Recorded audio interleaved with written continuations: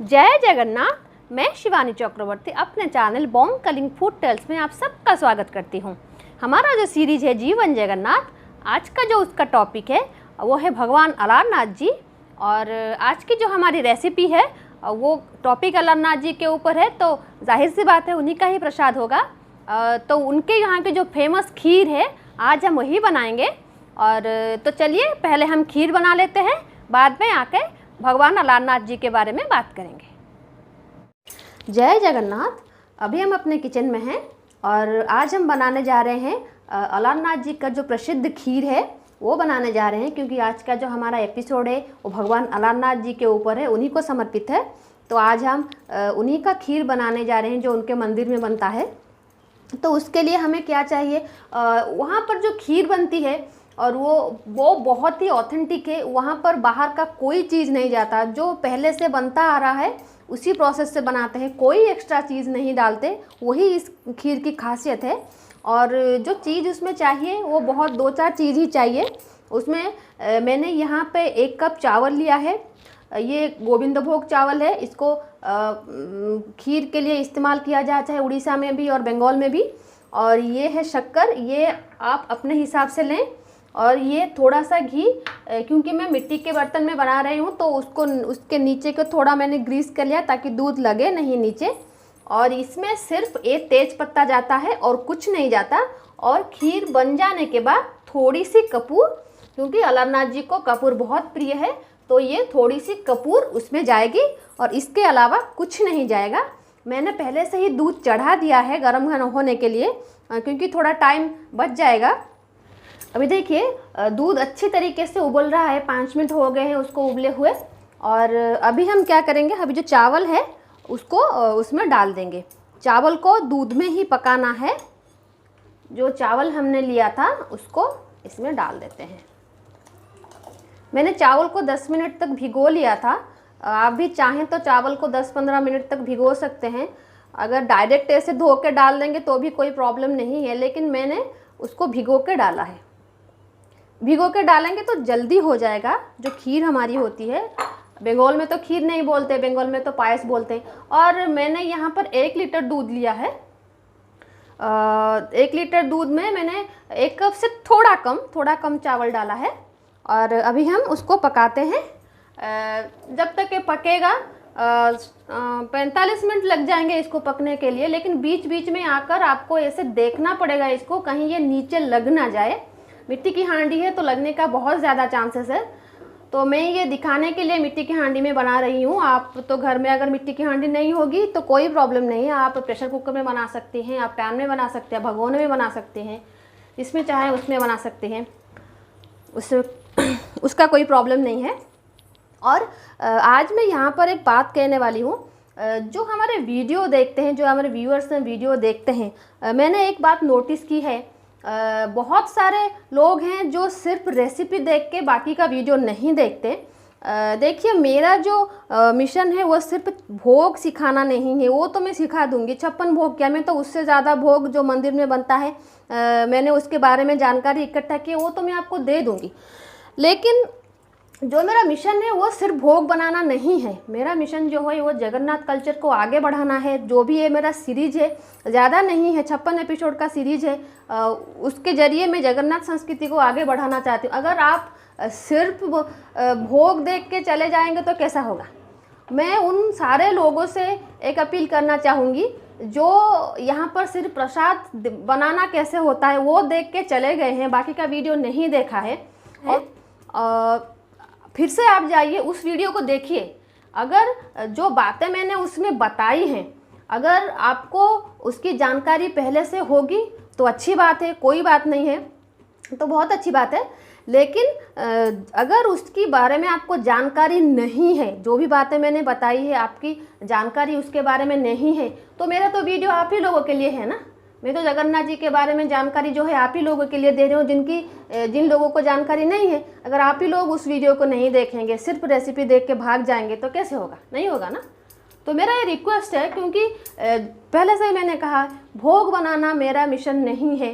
ये मेरा unique content है जिसके ज़रिए मैं भोग भी बनाऊंगी, जगन्नाथ जी के बारे में भी बताऊंगी। तो ये दोनों चीज़ों को आपको करना है, इसको भी देखना है, उसको भी देखना है। तो अभी हम इसको 45 मिनट तक बनने देते हैं। बीच बीच में आज के देखती रहूँगी, 45 मिनट के बाद आकर देखूँगी कैसे बना है ये। और हाँ, मैं तो इसको डालना भूल गई, तेज़पत्ता को इसमें डाल देते हैं। उसमें तेज़पत्ता का फ्लेवर आता है और एक पत्ते का फ्लेवर आता है। उसको उड़िया और हिंदी या फिर बंगाली में जो नाम से बोलते हैं वो मैं बोल नहीं सकती। मेरी बड़ी सास का नाम है वो मैं बोल नहीं सकती, उसका इंग्लिश में बोल देते हैं, उसको पांडानम लीफ बोलते हैं। आप गूगल में सर्च कर लेंगे पांडानम लीफ को हिंदी में क्या बोलते हैं। वही पत्ता डलता है या फिर तेज पत्ता डलता है। पहले वही पत्ता डलता था, बाद में तेज पत्ता डाला गया।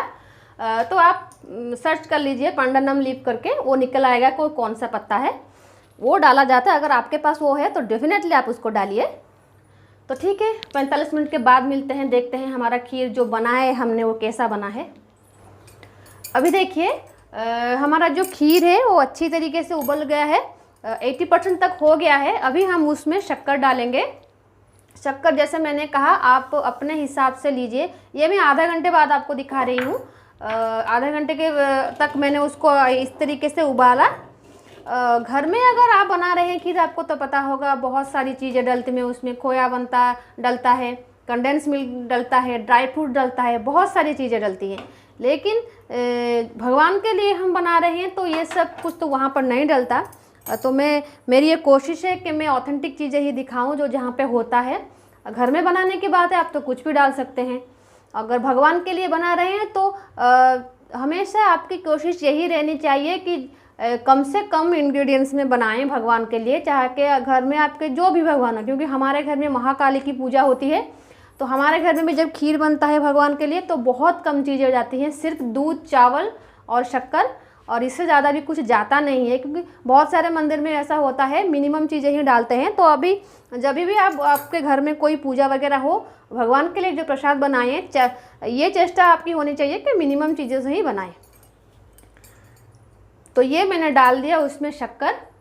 वो अभी शक्कर मेल्ट होगा तो और थोड़ा पतला होगा। उसके बाद हम 10 मिनट तक और पकाएंगे। अगर पहले शक्कर आप डाल देंगे तो चावल को खुलने में बहुत प्रॉब्लम होगी, बहुत ज़्यादा टाइम लेगा। क्योंकि शक्कर डालने से चावल का जो स्टार्च होता है वो अच्छी तरीके से निकलता नहीं है, बहुत देर लगती है। इसलिए हमेशा जब आप खीर बनाएं तो चावल अच्छी तरीके से पक जाए, उसके बाद ही आप शक्कर डालें, तभी जाके आपकी खीर बहुत अच्छी बनेगी। और कोशिश यही करें कि चावल को दूध में ही पकाएं। बहुत सारे लोग होते हैं चावल को पानी में पका लेते हैं, उसके बाद उसको दूध में डालते हैं। वैसे खीर का अच्छा टेस्ट नहीं आता। अगर दूध में पकाएंगे तो उसका टेस्ट वैसे ही अच्छा ही आएगा, तो बाकी कोई चीज़ें डालने की ज़रूरत होगी नहीं उसमें। तो अभी मैं उसको 10 मिनट तक और पकने देती हूँ। जब फिर पक जाएगा बाद में दिखाऊंगी क्या कैसे बना है। अभी देखिए मैं पूरे 1 घंटे बाद आपको दिखा रही हूँ। चावल जो है हमारे अच्छी तरीके से पक गए हैं और जितना हमें ठीक चाहिए पायस उतना बन गया है ये खीर। अभी हमें क्या करना है, अभी हमें जो कपूर हमने लिया था उसमें से थोड़ा इसमें डाल देना है। बहुत कम कपूर बहुत ज़्यादा डालेंगे तो कड़वा हो जाएगा, तो बहुत ही कम कपूर डालना है। कपूर डाल के अभी इसको बंद कर देना है और ज़्यादा इसको पकाना नहीं है, वरना वो बहुत ज़्यादा गाढ़ा हो जाएगा। क्योंकि जैसा मैंने कहा था कि मिट्टी की बर्तन जो होती हैं वो ज़्यादा पानी सोख कर लेती हैं, तो यहाँ पे रखेंगे तो वो और ज़्यादा सोख कर लेगा। तो अभी मैं उसको बंद कर देती हूँ। जब वो ठंडा हो जाएगा तो मैं दिखाऊंगी कि कैसे बना है। तो हमारी खीर बन चुकी है और चलिए बात कर लेते हैं भगवान अलारनाथ जी के बारे में। भगवान अलारनाथ जी का जो महत्व है वो जो जगन्नाथ जी के जो अनवसर टाइम होता है उस वक्त बहुत ज़्यादा बढ़ जाती है, भक्तों की बहुत वहाँ पर आगमन होता है। क्योंकि जगन्नाथ जी जब अनवसर घर में चले जाते हैं तो वहाँ पर तो उनके दर्शन नहीं होते और उनकी जगह मंदिर में पट्टचित्र जो होता है उसको बोलते हैं पोटी दिया, उनकी पूजा होती है। तो लोग वहाँ पर भी दर्शन करने के लिए जाते हैं, लेकिन जो ज़्यादातर भक्त हैं वो अलारनाथ जी के दर्शन के लिए जाते हैं। क्योंकि ये मान्यता है जो अनवसर पीरियड होता है भगवान का, उसमें अगर भगवान जी की अलारनाथ जी के दर्शन की जाए तो वो जगन्नाथ जी के दर्शन के साथ समान होता है। मतलब अब जगन्नाथ जी के दर्शन में जो पुण्य मिलेगा, अलारनाथ जी के दर्शन में भी वही पुण्य मिलेगा इसी अनवसर पीरियड में। उसके पीछे ये कहानी ये है कि जब चैतन्य महाप्रभु जो भक्ति धर्म के पुरोधा थे, उनका जब उड़ीसा आगमन हुआ था तो वो पुरी में थे। वो हर रोज़ भगवान जी के दर्शन करते थे। लेकिन जब अनवसर स्टार्ट हुआ, भगवान जी की स्नान पूर्णिमा शेष खत्म हो गई, भगवान अनवसर में चले गए, तो चैतन्य जी तो भगवान जी को नहीं देख पाए। तो इसी में और वो भगवान जी को अपने अंदर फील करते थे, तो लेकिन उनको सामने हर रोज़ देखना उनकी एक आदत हो गई थी, तो वो नहीं देख पाए। तो इसी में उन्होंने क्या किया, वो गुस्से में चले गए समंदर में डुबकी लेके, माने वो अपने आप को ख़त्म कर लेना चाहते थे समंदर में जहाज़ देके।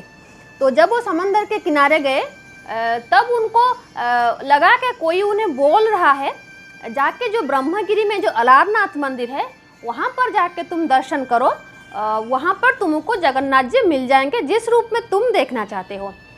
तो वहाँ से चैतन्य जी भागे ब्रह्मगिरी के लिए, जहाँ पर भगवान अलारनाथ का मंदिर है। और वहाँ पर जाके जब उन्होंने भगवान अलारनाथ को देखा तो वो चैतन्य जी को जगन्नाथ रूप में दर्शन दिए। तो उसी दिन से यही चली आ रही है कि जब अनवसर नीति होता है भगवान जी का, तो जो भक्त जगन्नाथ भक्त होते हैं वो अलारनाथ जी के पास जाते हैं उनको दर्शन के लिए। इसी 15 दिन में बहुत भक्त जाते हैं वहाँ पर। जो अलारनाथ का जो मूर्ति है, जिन लोगों ने देखा नहीं है तो मेरे थंबनेल में देख लीजिएगा, वही अलारनाथ जी की मूर्ति है। और वो थोड़ा थोड़ा दिखने में नील माधव की तरह दिखते हैं। नील माधव और अलारनाथ एक जैसे ही लगते हैं। और वो 6 फुट उच्चता का जो क्लोराइट स्टोन होता है उसमें बना हुआ एक मूर्ति है, नारायण की मूर्ति है। 4 भुजाओं वाले नारायण हैं वो। और उनके जो राइट साइड में हैं वो महादेव हैं, लेफ्ट साइड में जो है वो ब्रह्मा हैं, और उनके नीचे जो है वो रुक्मिणी हैं और सत्यभामा हैं। और जो गोपियाँ होती थी ललिता विशाखा, उनकी भी मूर्तियाँ नीचे रखी हुई है।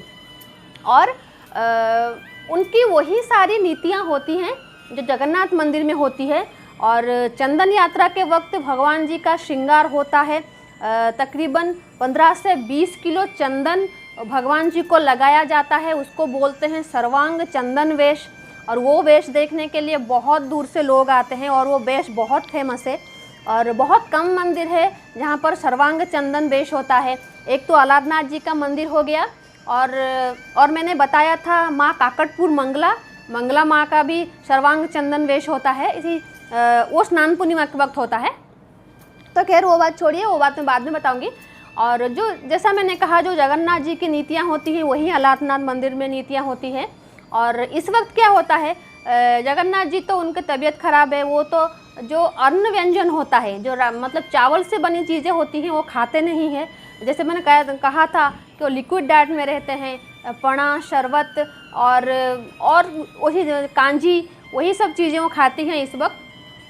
तो लेकिन वो जो महाप्रसाद भोग होता है वो पौटिदियों को यहाँ पर मंदिर में लगता है, और अलारनाथ जी के पास भी वो अन्न भोग लगता है। लेकिन और अलारनाथ जी के मंदिर में जो महालक्ष्मी जी का मंदिर है, वहाँ पर पुरी में भी तो महालक्ष्मी जी का मंदिर आप सब ने देखा होगा, लेकिन महालक्ष्मी जी का मंदिर अलारनाथ के मंदिर के परिसर में भी है। और जितनी सारी मूर्तियाँ उड़ीसा में महालक्ष्मी जी की हैं जो प्रस्तर से बनी हुई हैं, मतलब पत्थर की बनी हुई जो मूर्तियाँ महालक्ष्मी की हैं, उनमें से सबसे बड़ी मूर्ति जो है वो अलारनाथ मंदिर परिसर में है। वहाँ पर जो महालक्ष्मी मंदिर में जो लक्ष्मी पूजा होती है वो सबसे बड़ी मूर्ति है। तो ये हो गया। और वहाँ पे आप देखेंगे श्री चैतन्य जी की एक स्मारक है, और उसकी क्या कहानी बता देती हूँ। जब जगन्नाथ जी चैतन्य महाप्रभु ने जगन्नाथ जी को मंदिर में नहीं देखा और समंदर में जहाज़ दे के अपने आप को समाप्त करने के लिए गए थे, तब तो उन्हें एक शून्यवाणी हुई कि आप जाओ अलारनाथ को देखो, मैं वहाँ पे तुमको मिलूँगा। तो वो आए, अलारनाथ जी के दर्शन किए, उनमें उन्होंने जगन्नाथ जी को देखा। और चैतन्य जी भगवान जी के दर्शन पाकर इतने खुश हो गए तो वो धरती पर ही रोने लगे। और उसी का जो चिन्ह है, वहाँ पर एक पत्थर है, और वहाँ पर जो पत्थर है वहाँ पर भगवान जी के पैर के निशान हैं, और उसको बोलते हैं सर्वांग शिला। मतलब वो उसी धरती पर सोकर ही उस पत्थर पर सोकर ही जगन्नाथ जी की आराधना करने लगे। तो वो एक शेप हो गया है भगवान जी का, भगवान चैतन्य का एक शेप हो गया है, तो उसको बोलते हैं सर्वांगशीला। तो वो वहाँ पर है, लोग वहाँ पर बहुत सारे लोग आते हैं जो बंगाल से आते हैं, वहाँ पर उनकी पूजा करते हैं। और क्योंकि वो गौड़ीय संप्रदाय से थे चैतन्य, उसके पास मंदिर के पास एक बहुत बड़ा गौड़ीय मठ है जो चैतन्य जी ने प्रतिष्ठा की थी। वहाँ अगर आप कभी ब्रह्मगिरी आएंगे तो अलारनाथ भगवान के साथ साथ भगवान चैतन्य जी का भी आप वहाँ पर दर्शन कर सकते हैं। उसी वो तो मंदिर प्रांगण में उनकी निशानी है। तो गौड़ीय मठ जो साइड में है वो बहुत बड़ा मठ है, वहाँ पर भी जाके आप दर्शन कर सकते हैं। तो ये हो गई एक कथा। और तीसरी बात ये है, एक मान्यता है, मान्यता नहीं है, अगर आप जाएंगे अलारनाथ मंदिर, अगर भगवान को नीचे से मतलब पास से जाके देखेंगे तो आप ये देखेंगे भगवान जी के जो जिस हाथ में चक्र है और सीने में वहाँ पर स्वेलिंग का मतलब वो एक चिन्ह है। वो क्यों है? जो भगवान जी के जो मुख्य पुजारी हुआ करते थे, ये बहुत पहले की बात है, ये एक लीजेंड है, लोक कथा है, मान्यता है, किंवदंती है। और क्योंकि उसका प्रूव है तो लोग इसको मानते हैं। जब पहले भगवान जी के पुजारी हुआ करते थे, वो भगवान जी को हमेशा पूजा करते थे। तो उनका एक छोटा 8 साल का लड़का था, उसका नाम था मधुसूदन। एक दिन जो मुख्य पुजारी थे उनको कहीं बाहर जाना हुआ, तो उनके बेटे को उन्होंने ये मतलब दायित्व जो था वो दे के गए, जिम्मेदारी, कि भगवान की आराधना तुम करना, भगवान जी इसको खाना पसंद करते हैं, भगवान की तो खीर बहुत पसंद है। तो घर में उसका खीर बनता था, तो लाके वो भगवान जी को देना है। तो वो तो चले गए बाहर। तो उसका जो बेटा था हर रोज़ मंदिर में जाता था, जाके भगवान को कहता था, आस अलार खाओ खीरी बापा जाइछंती विदेश करी। मतलब अलारनाथ जी, मेरे बाबा जो हैं वो बाहर देश गए हुए हैं और मेरी जिम्मेदारी दी गई है पूजा के लिए, आप आके ये खीर खा लो। तो वो छोटा सा बच्चा था, तो उसकी भक्ति में प्रसन्न होकर हर रोज़ भगवान जी क्या कर उसके हाथ से खीर लेके खा लेते थे। और जब उसके घर आते थे, बच्चा जब घर वापस लौट के आता था तो उसकी माँ पूछती थी, आप खाली कटोरी लेके क्यों आते हो? कभी तो ऐसा नहीं होता, हम भगवान को अर्पण करते हैं, कभी ऐसा नहीं होता कि हम भगवान खा लें उसको। लेकिन क्योंकि बच्चे ने प्रयास से दिया था तो भगवान ने उसको ग्रहण कर लिया था। तो माँ खाली कटोरी देखती थी, तो वो बच्चे से पूछा, तो बच्चा कहा हाँ भगवान ने खा लिया।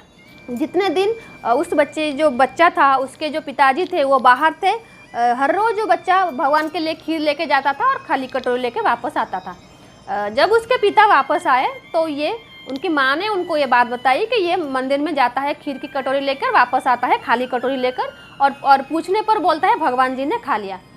तो पिताजी ने भी उसी से वही सवाल पूछा, तो उन्होंने कहा हाँ भगवान जी मेरे हाथ से लेके खा लेते हैं। तो नेक्स्ट डे वापस वही बच्चा खीर लेके गया, और जब उन्होंने खीर लेके गया तो उस बच्चे का जो बाप था वो उसके पीछे पीछे गया, और जैसे ही भगवान जी उसके हाथ से खीर लेके खा ही रहे होते तो उन्होंने देख लिया, किसने?